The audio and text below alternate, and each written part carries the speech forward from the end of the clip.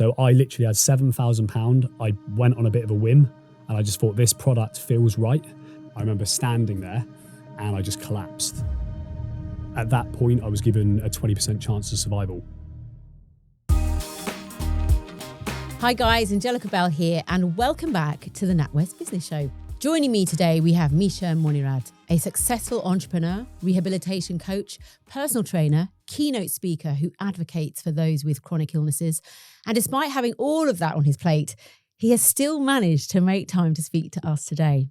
Now, overcoming some big hurdles and drawing from his own experiences with IBD, Mesha, with his company, Mr. Colitis Crohn's, has become a hugely respected entrepreneur and also a content creator, amassing a huge and loyal following. So we're super excited to have him on the show. We are. Welcome. Thank you so much for having me. What an introduction. So to kick things off, Mesha, we're asking all our guests to give us a business confession. So how you perhaps turned adversity into an opportunity to learn something about yourself or your business. So the floor is yours. Give us your confession. I guess this kind of puts me in a bit of a vulnerable spot straight away. We're opening it up, quite exciting.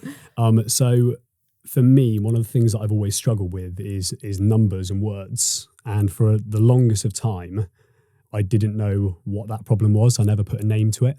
And to this day, I've never had a prognosis or a diagnosis.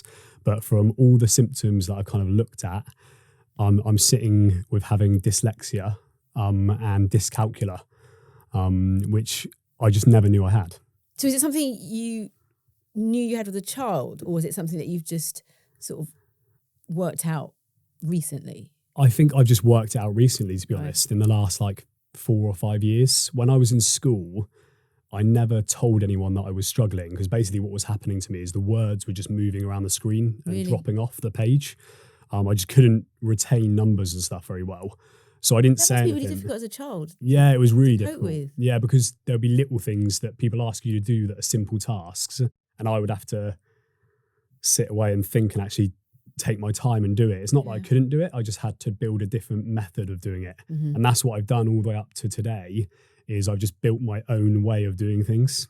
And has that, well, first of all, that's really open of you to talk about it. Do you talk about it much, this? I don't talk about it a lot, but everything I do is to help people. So the end product of whether I develop something or whether I produce something is to connect with someone and help someone. So if by me sharing this message will trigger something in someone else to give them the confidence to start a business because they're suffering with these things, it's worth doing it. And talking about weaknesses is a strength as well. Well, we know you've got loads of strengths and your business journey is it is a hugely personal journey. Mm-hmm. But as a keynote speaker and also ambassador for Coloplast, you're used to sharing that. So let's talk about how you got started. So my journey really started with health and health issues in 2013. I was at university studying high performance coaching and nutrition, and I was absolutely fine. And then one day I just started feeling unwell and I was being sick a lot and I couldn't put a finger on what was going on with my body. Over the course of a week, I had 3 GPs come to my home to try and give me a prognosis. And they were saying that I had gastroenteritis, which is essentially a stomach bug. I was like, okay, that's fine. I'll listen to what they say, drink water, drink fluid. My dad came about a week later. He looked at me and he said, we're going to hospital now. And we got in the car, he drove me to hospital. And when I got to the information window, I remember standing there and I just collapsed. And I knocked one of my teeth out as well in the process. Oh my goodness. And from that moment was where everything really took a big change. And that was when I was about 21. And basically, when you're young, prime, and you're doing a degree about physical health and your body, and then all of a sudden you haven't got that control. Yeah, it was completely gone. So I was put straight into an induced coma for around 2.5 weeks. And at that point, I was given a 20% chance of survival. So they basically told my mum and my family, this isn't good. And what they had to do in that period of time is basically take me down to the theatre for 8 hours a day, take all my organs out, wash them, and then put them back in my body. And what had essentially happened is I had an undiagnosed burst appendix. So the most common procedure in the UK, but just wasn't picked up. So they had to open me up via a 9-inch incision and do that process. I woke up after that coma and I was 5.5 stone. So I was really thin. I was extremely ill, and I had to learn to walk, eat, and all those things again. And really, that was probably one of the hardest times of my life. It was really bad, and I had no one to relate to. And all these things snowballed to where I am today, really, because they gave me the insights into a place where a lot of people would never go. And they gave me life experiences that I never would have had. And they made me sort of grow up very quickly. And I went back home, and about 8 months after that happened, I basically started going to the toilet up to 40 to 50 times a day. And I personally thought something. Did you feel that it wasn't working as it should? Something wasn't right. And I felt like maybe they hadn't stitched something up inside properly. I didn't really know. And after about 9 months of testing, I was diagnosed with IBD, which is a combination of ulcerative colitis and Crohn's disease. And that prognosis snowballed over the next 4 years of me taking medication and, taking 16 tablets a day. It was awful. Again, had a really deep times mentally trying to overcome this, because I was fit and healthy, and now I'm taking, my body felt like a 70-year-old man, and I was taking 16 tablets a day. So I ended up going through that process of medication. And then after that process, I opted to have a stoma bag. And so you opted, because obviously it must have been so bad, you just wanted a way out. Was that it? Or you just thought, this is the only way I'm going to have to move forward with this, and I'm going to do it? I kind of had enough of living day by day. I wanted to be able to do something with my life, not go to the toilet 40 times a day. And I was trying to be a personal trainer at that time as well. And I just felt like a shell of my former self. It was ruining my life. So I thought, I need to look at the way my life is right now and think, is it sustainable? Is this a way that I can live for the rest of my life? And it wasn't. So that being the case, I created change. And the way that I could do that was having my large intestine removed and then having an ileostomy fitted, which is basically the end of my small intestine sticking out my stomach, and then my feces goes into a bag. A lot of people associate this with old people. And this is one of the reasons why from the minute I had that first surgery and was 5.5 stone, I started blogging. And that started off as me writing my emotions down, sort of connecting with other people that were going through the same thing. And that's really where Mr. Colitis Crohn's was sort of born. And yeah, it's been a hell of a journey from then. So that's how it all started. So let's talk about now and the businesses that you own. So my first business was the first official one I started, which is my stoma support belts, which is essentially a wrap that goes over the top of people that have got scar tissue or stomas, and it wraps over the top and compresses it. It does a few things. It builds your confidence. So, now I've got a loose t-shirt on, but you can't see I've got a bag. And it's not that I'm ashamed of it, but I just don't want a whole bag full of feces visible all the time. It should be at my discretion when I tell someone about that. Yeah. So that's one function of it. It enables people to go swimming, do exercise, and all these other things that I could have only dreamt of when I first had my bag fitted. And it's the reason why I designed it. I designed it for myself. It works so well. I was like, other people need this product. So that's one. The next one that is actually releasing like now is a product called Hydrostomate, which is essentially a rehydration drink that gives you optimal hydration. So there's certain products on the market now that I'm sure you might know that basically give you rehydration if you're on holiday and you feel like all your electrolytes are dropped right down, and you're feeling severely dehydrated. People with my condition can actually get that onset very quickly, and they suffer with it every day. This hydration drink is in 500 mils of water, and you can drink it in the morning and it'll make you feel great. So those two products are designed for people with colorectal problems, basically. And reading about your story on Instagram and seeing it that you're being so vulnerable, open, and also you're educating me is testament to why you've done so well. And I think it's your personal experience that I guess, is one of the reasons why you've been so successful at business and also in advocating for people with chronic illnesses, because you have empathy. Would you agree? Yeah, it's that lived experience. You can't teach from a place where you haven't been. I think that's really important. Again, with social media, I wanted to show the reality. Like you said, a lot of people that even you know have a stone when they don't talk about, they're embarrassed. So what I look to achieve through everything I do, whether it's business or socials and awareness, is getting people that have the condition to feel empowered, to show them they can still do something with their life. This is just a bag. Yeah. It'll be fine. The people that don't have it is the educational element. So showing them like, this is what people with my condition go through on a day-to-day basis. And this is the reality. This is what sits behind the bag. Yeah. I think that's so important, because then when you do see someone going to use a disabled toilet or sitting in a disabled seat on the bus, it makes you second guess what your opinion is, because you don't know what that person's been through. So for you to be able to achieve what you do, because you're still in it. Yes. And it's still going to grow.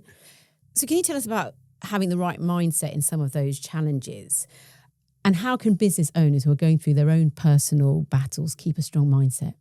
It's difficult, because naturally I'm not going to sit here and say that I don't get overwhelmed and I don't get anxious still, and these emotions aren't here on like a monthly, weekly basis, because they are. It's making sure that you have these systems in place for when these things do happen, you can micromanage those things. So what are the systems? Tell us. Oh, that's the secret. Let us in. Yeah. So for instance, I have a VA. So someone who does all my virtual assistant stuff, because I don't want to be spending my energy on things that I'm not good at and that will cause me stress when they don't need to. So employing someone to do that and taking the financial hit is worth my time back in value. So you need to look at your time as value back into the business. So I get people like that. I've got an incredible accountant who does a lot of stuff for me now, which I just pay them to do, because I don't want to be doing that. And I don't want that affecting all the things that I need to be focusing on. So in time now, I will just be growing and developing a team essentially. So it means that I can focus on the forefront of my social media, on showcasing my businesses, going and doing keynote talks and being at my best. What I don't want to be doing is looking at a document that's taken me 2 hours to read where someone else could have done it in 10 minutes and then I'm going into it stressed. I just don't need that. And this goes back to the start of our conversation. You know your strengths, so you want to put all your effort and energy into that aspect of you, yes, Mesha, and for the weaknesses that you think that you have, because I'm sure, whatever, you've got the right team there to support you. Yes. So it's also about knowing when to make those decisions and thinking that hit is worth it for the development of the business. Yes. You've got to have a plan. So you need to have an action plan ahead of time. Like you need to have an actual business plan. So one of the things that really helped me actually was getting a mentor. So I actually got a mentor who is better than me at certain things. And then I can take the systems that they've made and just spin them into my business.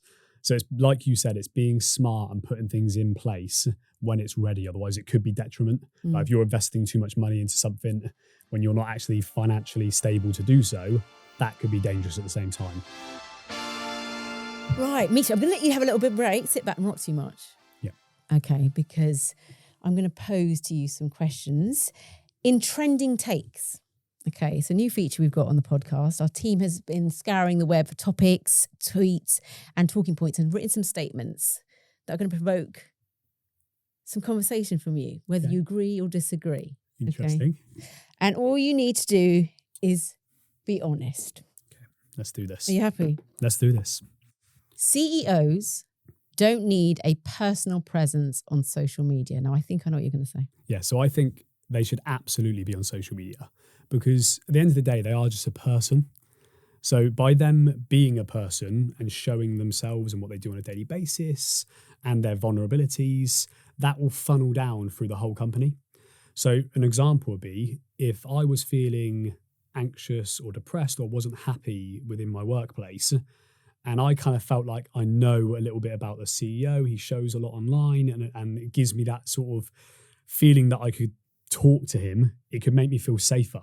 So I think by them communicating and showing the real them is really important. Because then what about some people will say, well, CEO has to show authority, they have to show wisdom, they have to walk into a room and be like, yes, I'm in charge. It's almost an old school way of thinking. Yeah, right? yeah. But I guess it depends again what industry you're in and whether that industry has caught up with the times. I think that's quite an important area to focus on as well. Yeah, because you could say that you're a CEO. Yeah. And like you said as well, people buying into your products, they're buying into you, the experiences, your wisdom. Mm-hmm. And we want Mesha. Yeah, we want to see it. We want Mesha. Okay, trending take 2. Business owners should be expected to push themselves to the limit. Disagree. I don't think you should. I don't think that's, again, I think that's a bit of an old school approach of like, get up at 4 a.m, work until 12 at night. It's that sort of old mentality of thinking. Personally, for me, I'm like, you'll be at your best if you're rested, if you're looking after your lifestyle, if you get to spend more time with your family. So it's like understanding that like balance is key. And if you push too hard. But then Mesha, some people are thinking, oh, I want to start a business. I've got to put all those hours and I'll have that at the end of the day. But obviously you don't know how many years. They might think, no, I can't do that. I've got to invest now. And that means staying up 24 hours. There's an element of that. Like, you know, when I was starting up my stuff, I probably went through that phase. But again, like I said earlier, it's those learned experiences from doing that to go, right, you need to put the brakes on and stop at this time. You need to put your phone down at this time. Don't answer emails back at this time.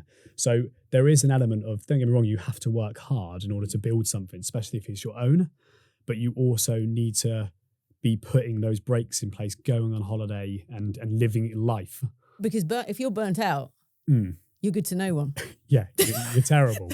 And life's for living, right? It's you've got to do things and experience things and go and see the world and spend your money. Otherwise, you're doing all this work. You might be cashing all the bank balance up, but you're not doing anything. Yeah. And, you know, I know firsthand that tomorrow's not a given. Yeah. So you want to do things like spend time with your family. Like when I'm with my family, I'm with them. Like if I'm with my friends, I'm with them. I'm not on my phone. So you don't go on? Completely not. No. So if we were in a chat here right now, like we are, I would never have my phone on the table. And if I did, it would be face down. But I'd put it away, because by me answering an email, looking at Instagram, looking at a social media channel, I'm basically telling you that this is more important than you as a person. If you do that enough, you'll distance yourself so much that you'll just be on your own. It'll be you and work. And the money in the bank. Yeah. And that's why they say money doesn't buy happiness. It's because a lot of people go down that route and then they've gone too far. They don't know how to turn around. So it's understanding those before they happen and doing something about it. Yeah. Gosh. I actually know quite a bit of everything about What? it. Literally, Yeah. I'm like, bring it on. Now, you have 6 million followers across your social media platform, which is insane. So how do you go about unlocking such an engaged audience? People, I've always loved people. So that human to human connection, I've always been good at breaking ice and making people feel comfortable. There's a certain skill asset, I think, particularly when it comes to camera work, or whether you can communicate a message as if the person knows you through the screen. Yeah. So there's certain skill assets that I think you can learn. There's certain things that you're just naturally gifted at doing. And for me, talking to people and making people feel comfortable has always been something that I know I'm good at, making people feel safe. And I've been able to communicate that online. In terms of growing like an engaged following, I actually watched a video from a guy called Gary Vee. Do you know Gary Vee? Yeah. So he has got 3, 4, 5, 6 times the amount of followers I've got. And he still direct messages people, sends them video messages independently to the individual. And from my perspective, I have always been one of these people that if someone messages me something in detail about their health or something really serious, like I get messages around people that are, they don't want to be here anymore, positions where I've been in the past. If I can't take the time to send them a voice note or an in detail message, I won't get back to them at all, because it can have a really damaging effect if you write a half-assed answer back. They just feel like you're basically brushing them off, just give, yeah, just what is it? What's it called when you just don't really give people time? You're just not there. You're not engaged properly. Yeah. You're just like, oh yeah, thanks. Yeah, so I always make the effort. If I'm gonna communicate with people on my channel, I will send them a voice note or send them a personal video to make them feel how I feel about them, that they are special and they are a person. I think it's very important when you are on social media, you can get wrapped up in the numbers. 6 million, 7 million, 8 million. That's 6, 7, 8 million people. And that's something that I always remember, because all of those people enable me to do what I do for a living. They buy my products. Yeah, without them, you wouldn't be here. I'm nothing. Yeah, so it's important. But then if people are listening and thinking, oh, I really want to get better at that connection, are you saying it's something that's inherently in you? You've either got it or you don't, or is it something you can develop? You can develop. I like to think that over the years I've become more and more of an empathetic person. Like, I'm a nicer person. My conditions made me a nicer person. It's shaped me into who I am today because I understand certain feelings and certain emotions. I grew up in a house when I had all sisters. So I've connected with those emotions which are really important. So what you're saying is you can look at your experiences and draw on from certain things to help you have empathy, to maybe let yourself go, to express yourself, show vulnerability. Those things can help when you're online. Absolutely, because it shows you're a person. You're not a business. I'm a person. And then my businesses came after that. So people buy my business products because they like me as a person. And I think a really important thing to remember as well is, like, people get so focused on the numbers. Again, they want to have 10 million, but they don't know what that means. They don't know what the responsibility that comes with having that many followers. You have to be at the beginning of it and you have to grow with it.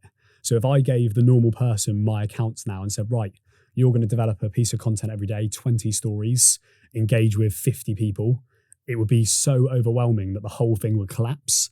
It's built with me. So I've sort of engaged with it the whole time. And now I can micromanage 6 different things without any problems. But you grow with it. And also that personal touch is invaluable, isn't it? Yes. Just to get that.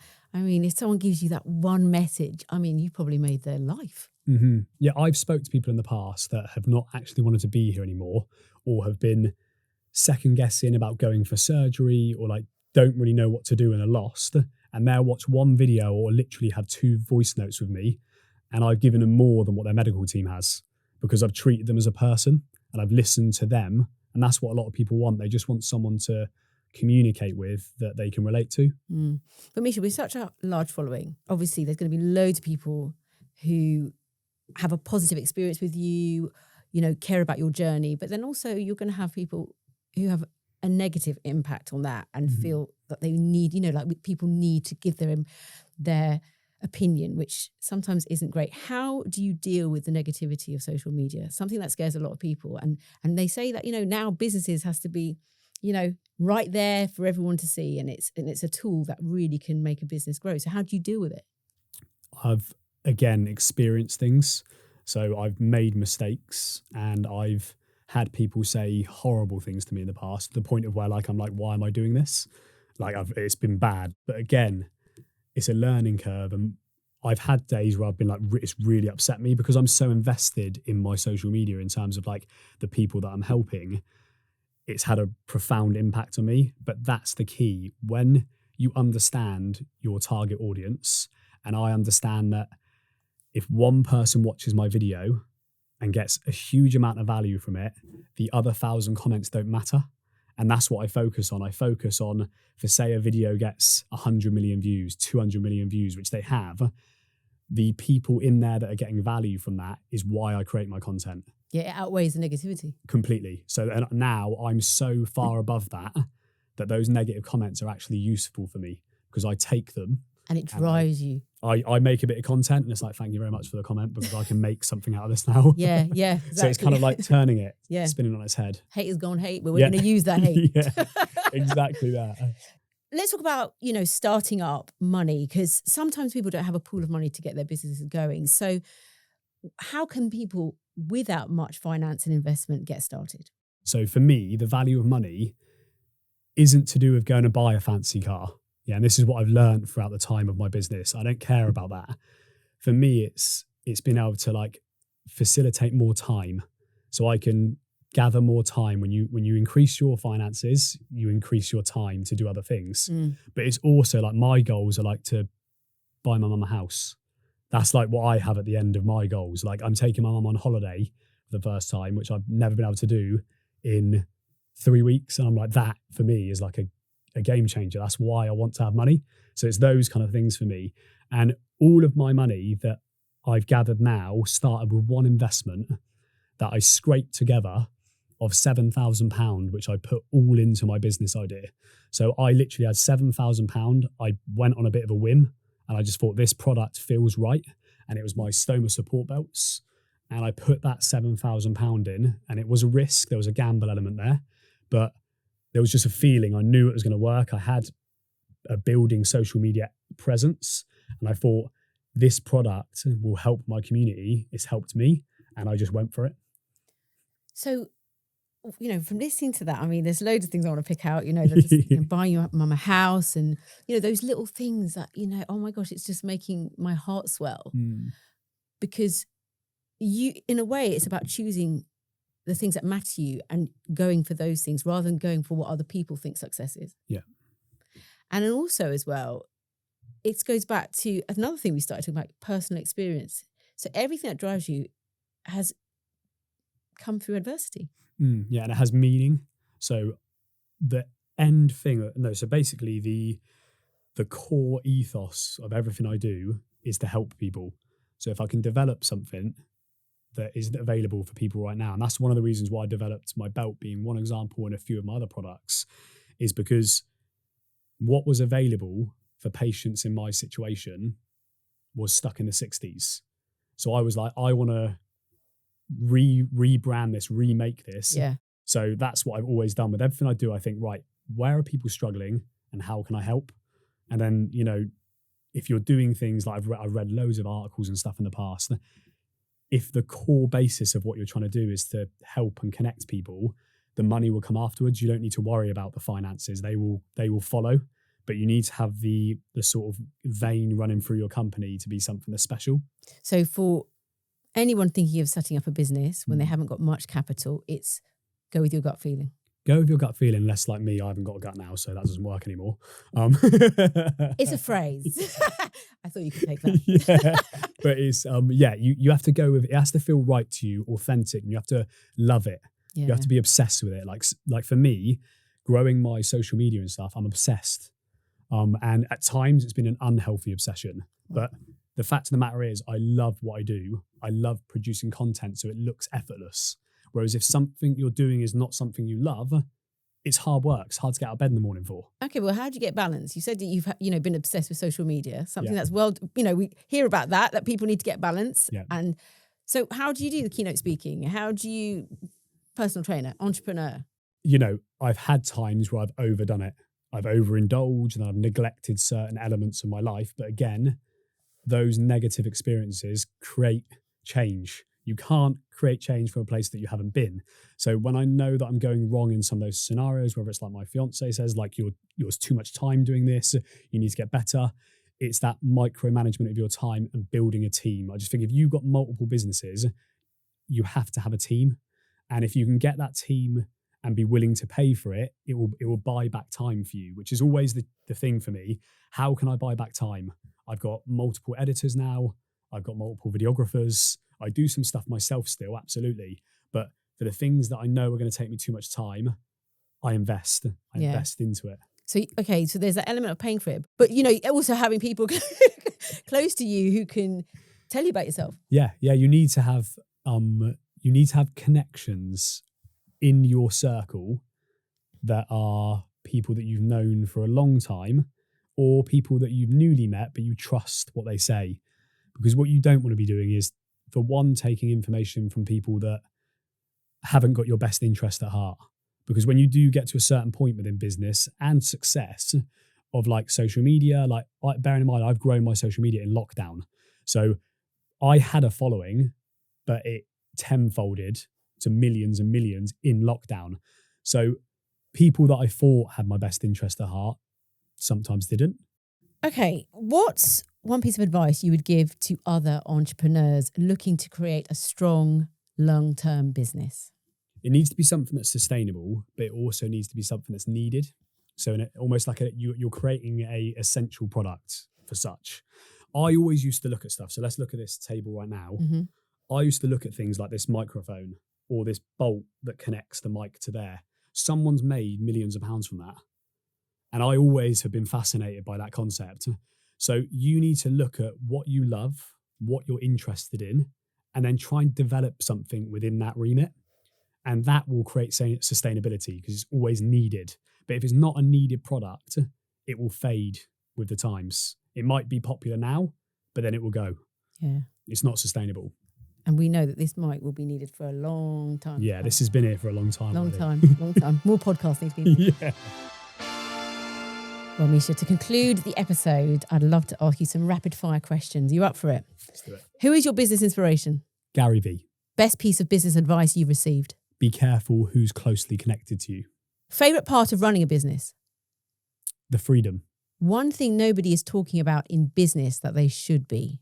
The value of understanding your workforce and connecting with them. The one thing you wish you knew starting out? That anyone from any background can be successful and respected. So your confession was around struggling with financial numbers as part of running a business. Mm-hmm. Do you forgive, regret, or want to forget? Forgive. Yeah, I'm fine with it. I've accepted it and I've made it part of who I am. Mesha, thank you so much for joining us today and thank you for sharing your inspiring business journey. Thank you so much for having me. I'm going to keep following you. And to everybody listening at home or watching along, thank you. And don't forget to hit follow and subscribe so you don't miss out on our next very exciting guest. And if today's episode has inspired you, head over to the NatWest website for information and tools that will help you take those next steps to success.